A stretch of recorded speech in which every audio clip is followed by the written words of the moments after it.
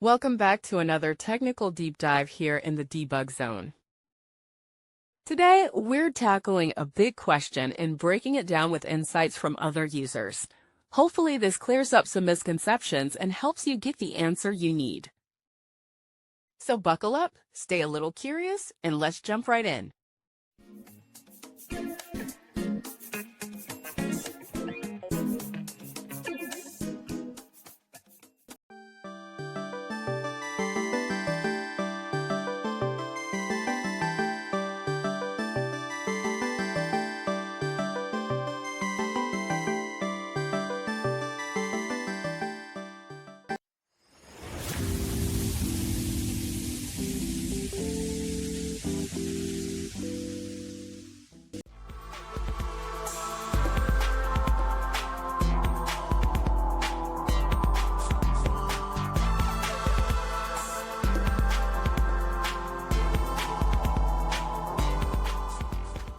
And that's a wrap.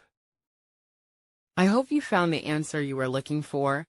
If you did, take a second to hit that subscribe button. It really helps out. And let me know in the comments which solution worked best for you.